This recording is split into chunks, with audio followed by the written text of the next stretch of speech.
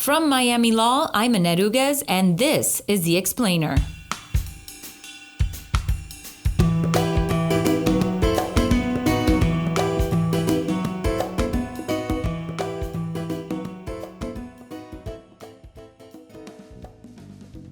Clearly, this is an evolving situation, but it's clear that how we think about business activity as it relates to the climate is changing. Regulators and central banks are understanding risks to financial stability, and I think if we think of the market reaction to the coronavirus, we can see that it's important to focus on these issues. Welcome back to the Miami Law Explainer, the legal affairs podcast where Miami law experts lend context and historical relevance to today's headlines. In the past 2 months, several big U.S. banks have announced a new climate change approach, such as restrictions on financing oil and gas development in the Arctic and coal production. International finance expert Caroline Bradley drills down into green initiatives. Let's go to executive producer Catherine Skip with the interview. Good morning, Caroline. Thanks for coming back.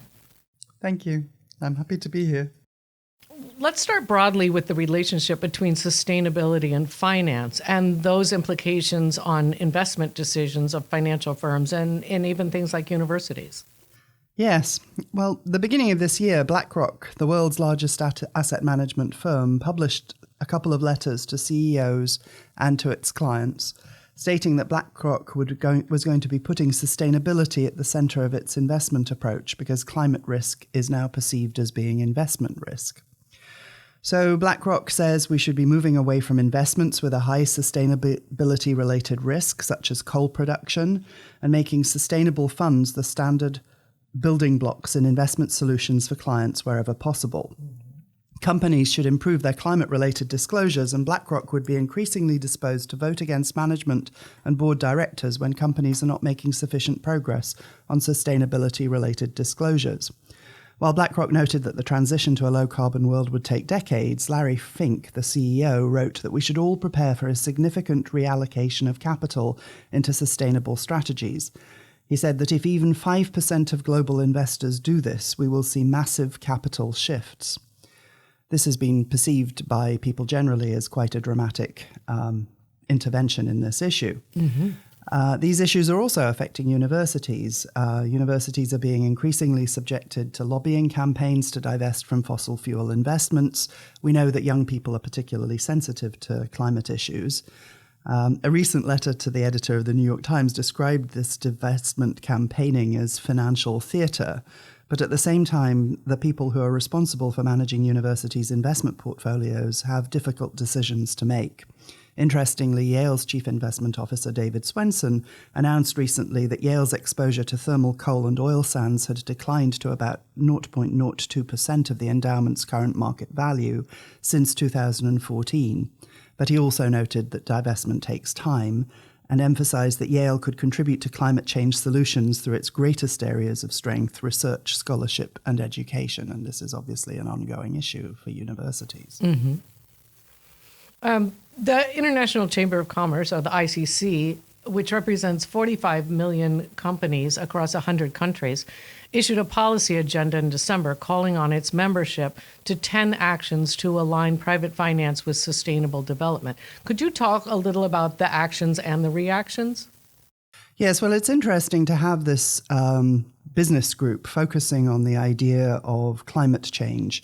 The document has the title, A Policy Agenda to Mobilize Finance for People, Planet and Prosperity. And it says that governments and regulatory bodies undertook an impressive and concerted program to address the failings of the financial system in the wake of the 2008 financial crisis. But a comparable decade-long action agenda with concrete outcomes is now required to enable the financial system to address global sustainability challenges. Most notably, the document says, the growing climate emergency. Without doing so, the collapse of biodiversity, global warming, and irreversible changes to natural systems and structures that we all depend on will produce adverse economic and societal impacts around the world that are far greater than those of the 2008 financial crisis. So the document identifies 10 actions to be taken to align private finance with the United Nations Sustainable Development Goals, a range of measures that are designed to build sustainability into different aspects of financial regulation and encourage investors to choose sustainable investments. So this includes a focus on financial stability to include climate risks, building sustainability into prudential regulation for financial firms, making sure that sustainability features in credit ratings and credit pricing, and for investors, a standardization of sustainability disclosures, clarification of fiduciary duties for institutional investors and asset managers. The document also argues for establishing sustainable finance taxonomies, a classification system for sustainable investments with standard definitions to ensure comparability, and standards for transition projects, which are designed to move traditional industrial sectors towards sustainability. The ICC wants to make sure that consumers' sustainability preferences are taken into account when assessing a client's investment needs and establish simple eco-labeling of sustainable finance products. And they also focus on ensuring financing from different sources, promoting public-private partnerships, and an idea of unlocking dormant assets. So these are like bank accounts that people have forgotten they had. And the plan is to allow those to be used for sustainable development goal implementation projects. So private sector groups and firms are focusing on sustainability with respect to finance. And we also see there's some official governmental action. Mm-hmm. Speaking of that, let's shift over to what governments are doing. Could you compare the EU Green Deal pitched as an economy that works for the people and the planet with U.S. efforts? So the EU is setting itself out as an organization that's really focused on the idea of sustainable finance, a sustainable economy. The Commission has said that Europe should strive to be the first climate-neutral continent, and it's proposed a European Green Deal involving transforming the EU into a sustainable economy and at the same time ensuring that the transition is fair and inclusive and puts people first. The slogan is an economy that works for people and the planet. It's clearly a work in progress. The EU is adopting legal instruments towards this end, but it is an incremental approach.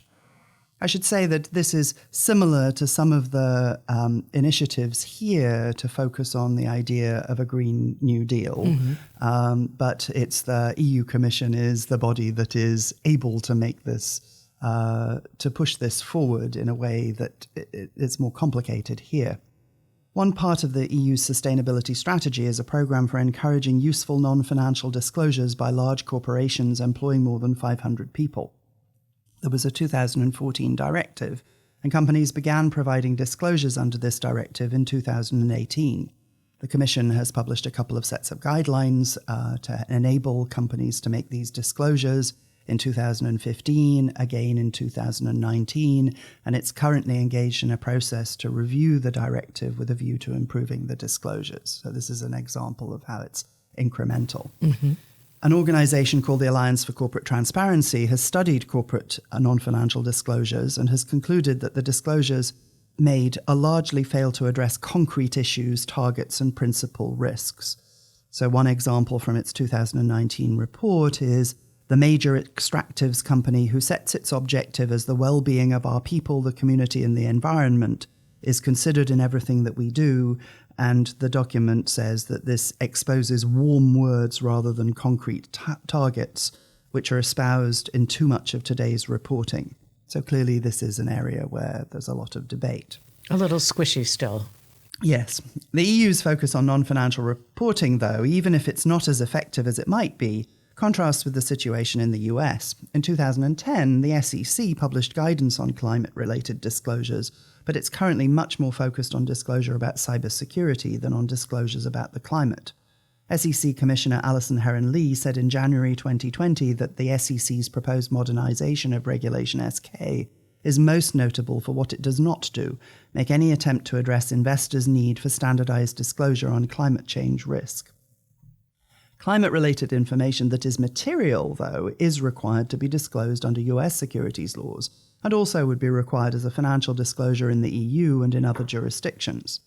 Materiality under US law focuses on whether a reasonable investor would want to know the information to make an investment decision, and as the reasonable investor's perspectives on the relevance of climate-related information to investment decisions change, the information that must be disclosed as material will also change. Mm-hmm.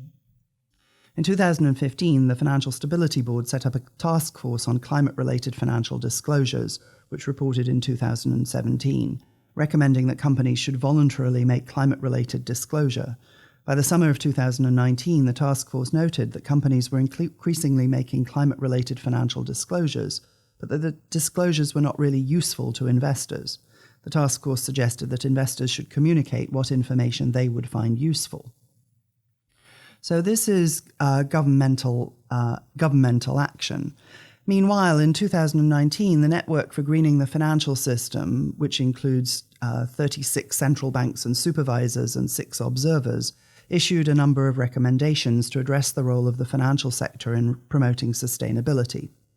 Integrating climate-related risks into financial stability monitoring and micro-supervision, integrating sustainability factors into own portfolio management, bridging data gaps, building awareness and intellectual capacity, and encouraging technical assistance and knowledge sharing, achieving robust and internationally consistent climate and environment-related disclosure, and supporting the development of a taxonomy of economic activities. There's clearly a significant overlap between the proposals of this network and those of the ICC, and it's worth noting that the New York State Department of Financial Services joined this network in 2019.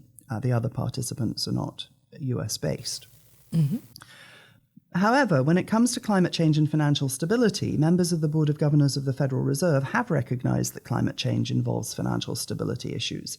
Lael Brainard, in a speech in November last year, focused on a number of issues relevant to the work of the Fed, including banks' risk management. She said, "We expect banks to have systems in place that appropriately identify, measure, control, and monitor all of their material risks.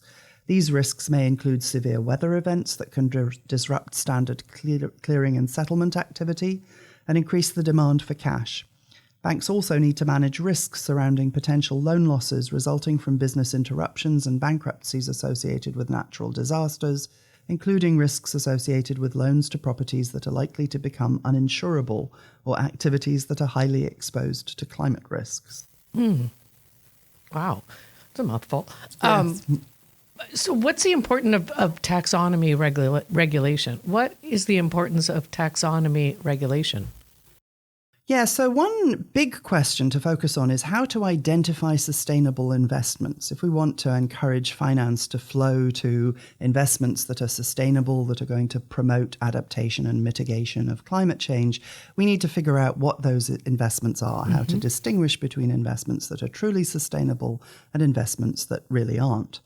So this is the idea of developing a taxonomy that a number of the proposals I've been talking about involve. And the Network for Greening the Financial System, the ICC, both focus on this as something that is important. And the European Union has been working on a taxonomy regulation, which is a classification system for sustainable activities. And they reached political agreement on this regulation at the end of 2019. The taxonomy regulation is important to help investors identify sustainable investments and also to help financial firms to raise capital to fund sustainable business. It's supposed to help prevent greenwashing. In the EU, financial products will need to specify whether they are environmentally sustainable, and they have 3 categories of investment: investments that are already low carbon, enabling investments, and transitional investments. But the details of metrics and thresholds are going to come later, and that includes how nuclear energy fits within the scheme, and that's obviously a complicated question. At the same time, there are a number of different private sector initiatives to develop criteria for green loans and bonds. The Climate Bonds Initiative involves an international not-for-profit organization that created the first green bond standards in 2010, so this has been going on for some time. There are also a number of trade associations that have developed principles for sustainable loans and bonds. The Loan Market Association, the Loan Syndications and Trading Association, and the Asia Pacific Loan Market Association have been involved in these projects. And the International Capital Market Association similarly has a set of green bond principles and sustainability bond guidelines.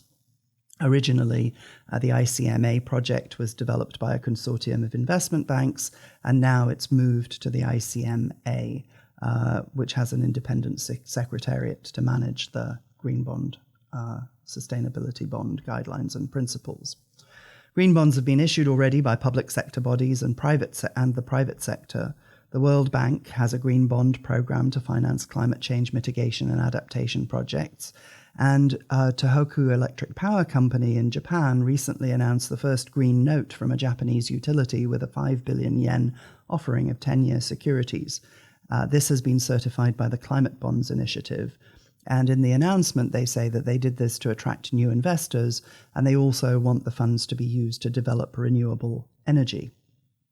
I think we should notice also the ICC's emphasis on the need to combine public sector and private sector investment. So it's important to have both the public sector and the private sector involved in these activities. Anything you'd like to add in closing? Yes, well, clearly this is an evolving situation, but it's clear that how we think about business activity as it relates to the climate is changing. Regulators and central banks are understanding risks to financial stability. And I think if we think of the market reaction to the coronavirus, we can see that it's important to focus on these issues. Climate change can disrupt business activity in similar ways to the virus. Weather-related issues can disrupt supply chains just as health issues can. They can have impacts on insurance companies and banks. And in addition, financial institutions are often used as gatekeepers or actors who can influence or control behavior. We know this from money laundering regulation, we know this from the sanctions environment, and now climate change is one of those areas where we're going to be relying on financial institutions also. Fascinating. Thank you so much for joining us. Thank you for having me. Thanks for joining us at The Explainer. If you liked the show, leave us a 5-star review with your podcast provider and ask your friends to subscribe. You can always drop us a comment at explainer@miami.edu. Our show is engineered and edited by Christopher Alzadi with theme music composed by Rady Kim from the Frost School of Music.